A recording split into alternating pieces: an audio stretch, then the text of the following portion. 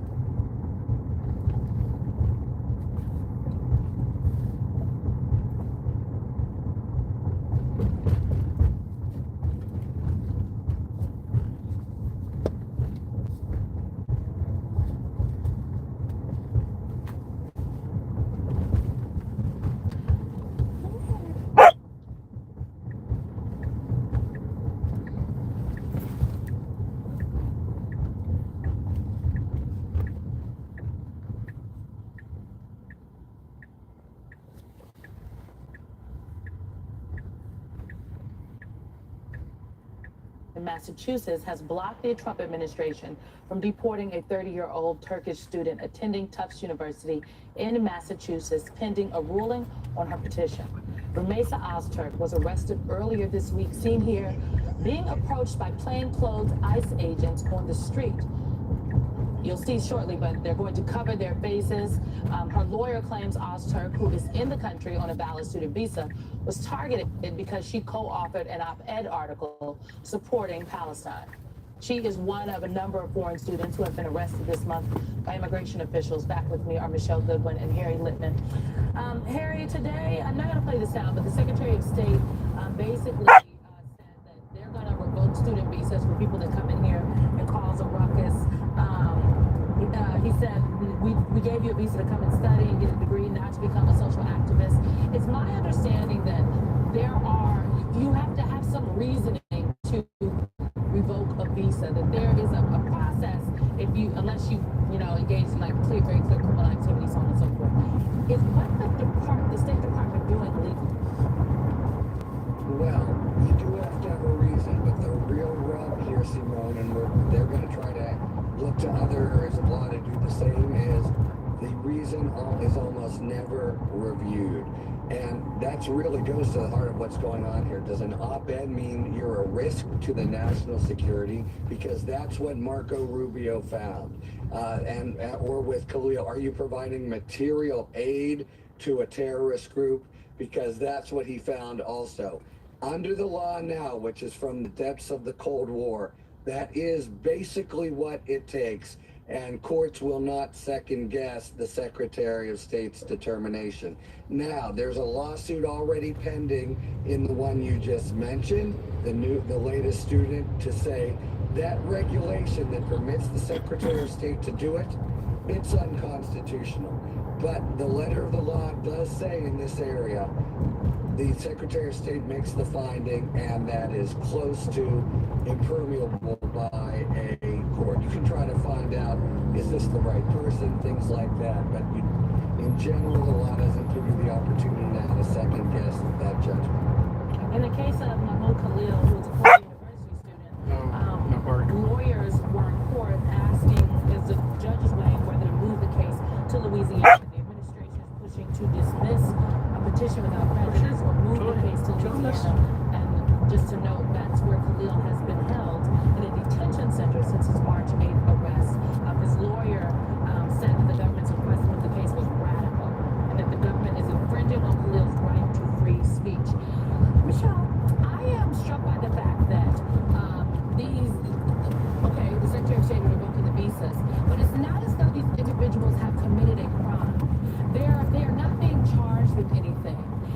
government is revoking their visas and then sending federal agents to essentially hunt for them in the country, snatch them off the street, because that is what I witnessed in the video. That's the only way I can describe it. Well, again, we must understand this as a constitutional crisis and also a crisis of the rule of law. And what do we mean by the rule of law? So the rule of law holds, it's the glue that holds our justice system together, which says that there cannot be arbitrariness. It can't be by whim that lawmakers, members of Congress, a president or governor operates. And what you see in these instances is the arbitrariness, right? Why is this protected speech? Speech is protected. The ability to be able to write an op-ed, that's not something that should get you yanked off the street by people who are in plain clothes. It was Justice Scalia in an interview years ago when asked, are people protected by the Constitution and the First Amendment if they are not U.S. citizens? And he was very clear in saying, yes, they are. In the United States, the First Amendment protects individuals who happen to not be U.S. citizens. And what you see here are bridges that go so way far from those who were the most conservative that we've seen in U.S. politics or on courts. You know, Harry, this is a very important point. Whether people, and I think it's important to say that whether you agree with what Ramisa wrote in her op-ed, whether you agree with Khalil Mahmoud and the activism that he, in my opinion, you know, just people were literally, children were being killed in Gaza. Whether you agree with him or not is not the point. And I'm reminded of the ACLU of Virginia. They talked about why they represented the alt-right in Charlottesville. And it says this: what we decided to defend were important principles of constitutional government. The First Amendment guarantees political speech, including protests. The highest level of protection and the right to speak out is most robust in public spaces, including public parks and streets. The case we brought against the city was about viewpoint discrimination. In America, Harry, you are supposed to be able to speak out, whether we like the speech or not, because I definitely don't agree with the alt-right. The ability to speak out and say what you want is protected. It's sort of the highest principle of constitutional law. The short answer, Simone, is what they'd be saying, unlike these other cases where people are being charged with a crime, hey, you've got your visa here by our grace. And the law for giving and for taking away a visa is very sort of loosey-goosey, really based on discretion. And I think what's wrong here, from what we know, which I agree, it seems like not nearly enough to revoke a visa, is the exercise of judgment by Marco Rubio. The legal distinction in the cases you're talking about is they'll say here, under the law, we're just revoking something that we gave you and you don't have a permanent right to. But the general principle, you talk, you lose a visa, you talk, you're charged with a crime, seem awfully hard to separate, and for that reason, if it's what it looks like, it really stinks. Before we go tonight, I must mention that a federal judge has blocked Donald Trump from dismantling the Consumer Financial Protection Bureau. U.S. District Judge Amy Berman Jackson agreed to issue a preliminary injunction. It maintains the agency's existence. Harry, very quickly to you, what does this mean? The agency has, for all practical purposes, been gutted. And so, are they going to hire people back? What does this mean? Yeah, so this is cross-cutting. They've shuttered it. They've totally.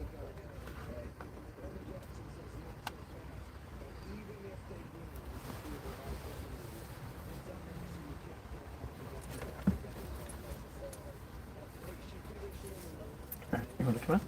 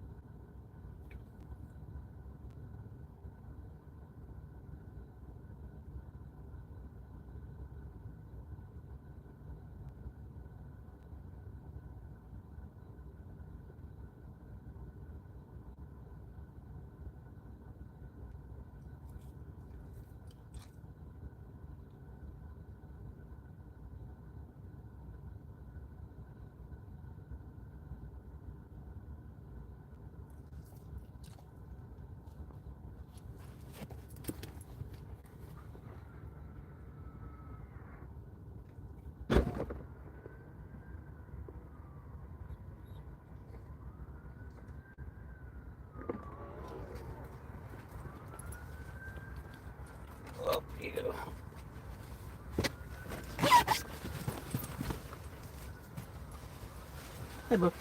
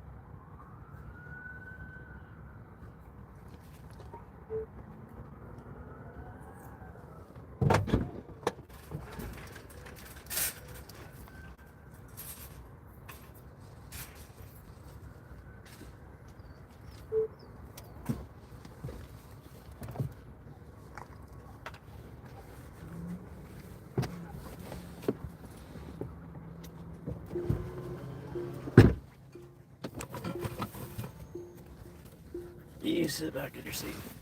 You're crazy.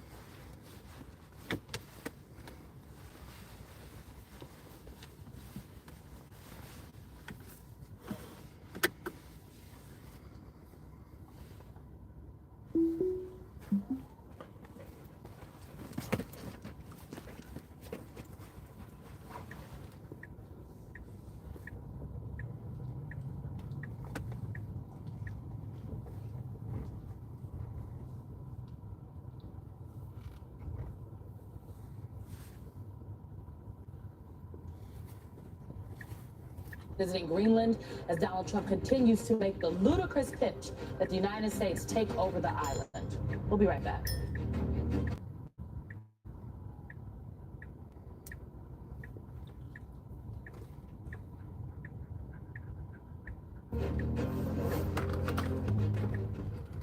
Life doesn't come with an owner's manual. Freedom is getting to write your own. So get 10% off a Jeep Wrangler, or get into a Jeep Grand Cherokee where freedom is on road or off, where it's a front row seat to the city, or a second row seat, maybe even a third. Life doesn't come with an owner's manual, so get out there and write your own. Right now during the Jeep Celebration event, get $2,500 total cash allowance on 2025 Jeep Grand Cherokee model. And the book. Expansionist. I don't understand how he justifies being an expansionist president when America First is about just dealing over to Greenland and other places. But I have a theory of the case. Would you like to hear it? What? Okay. I think somebody told Trump that to be a great American president, you either have to win a war or expand the territory of the country. And in that latter case, our presidents that he talks about all the time now, McKinley, Roosevelt, Polk, right? Jefferson with the Louisiana Purchase. I think he thinks for me to be a great American president, I have to expand the territory of America. And the other thing is that, and if you go back to that period, that 19th century doctrine called sphere of influence, where countries were allowed to do whatever they wanted in their sphere of influence. That's the source of the Monroe Doctrine, right? Which was our example of the sphere of influence of North and South America. I think that's how he thinks about the world. And to go back to your first point, that's how Vladimir Putin thinks about the world, and that's how Xi Jinping thinks about the world. I mean, how can we give some assurances to the people of Taiwan when you got the president of the United States talking like this? It's crazy. Can we just zero in on Greenland for a second? Greenland snubbed advances, and this is the headline from the Daily Beast. They write, American officials went door to door in Greenland's capital looking for residents who would welcome a visit from Usha Vance during her upcoming trip. And every single one of them said no, according to a Danish TV report. The second lady and her husband, Vice President J.D. Vance, will follow a pared-back itinerary after nobody wanted to see Usha Vance. The people in Greenland, Rick, they don't want to be American. They actually don't even want to be Danish. They're on record in the papers, on their own television, talking about how they want to be independent Greenlanders. Yes.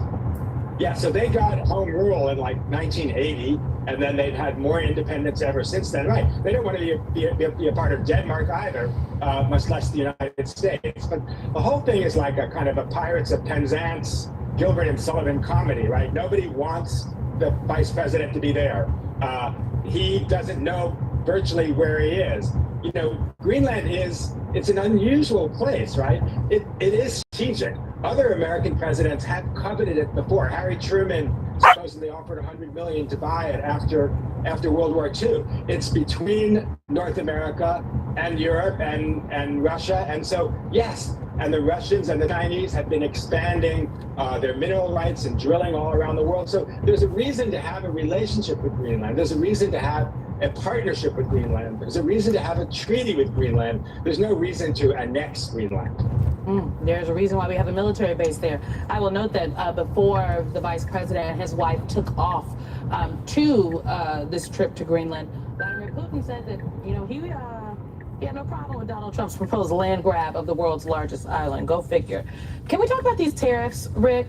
On Thursday, Prime Minister Carney vowed to transform Canada's economy to be less dependent on the United States. Trump's tariff announcement, it is expected on April 2nd. And Reuters writes, Ottawa has made clear for months that it will impose countermeasures. This just cannot be good. Not just for even people who are like, I'm not in the foreign policy space. The bourbon makers in Kentucky, the distilleries are very concerned, Rick, that it's plummeted. The sales have plummeted because Canada actually bought a lot of bourbon Kentucky. There are other instances of this. These tariffs cannot be good business with our partner to the north. Not at all. And of course, they're a tax ultimately on American consumers. But the relationship between Canada and Mexico and the United States should be cohesive. It should be interdependent. It should be mutually dependent. Dependent is probably seems like a bad word to the Trump people. But, you know, you've heard the statistic a million times. Every American car goes back and forth between Canada and Mexico to be constructed 21 or 22 times. This is all good for the economy, to be mutually dependent on each other and not to put tariffs that raise prices. I mean, I've just never understood how Trump says that we're going to be getting revenue from tariffs. Yes, there's some amount that's deducted, but then American consumers pay more for all the things that have tariffs on them, any product that comes from Mexico or Canada. It's a tax. It'll increase inflation. The whole thing is wacky, and it goes back to where we started, the 19th century. This is another 19th century technique that the Trump administration thinks is powerful and modern, and it's not. Well, maybe the president is a student of history, and I just had no idea. Rick Stengel, I appreciate you. I will note that the tariffs are apparently sinking the stock market. The markets were not happy today. We'll talk about that another time. Thank you so much, Rick. Thanks. Coming up, Trump's executive order deeming that the Smithsonian Institution, quote, become a symbol of inspiration and American greatness and the threat that erasing our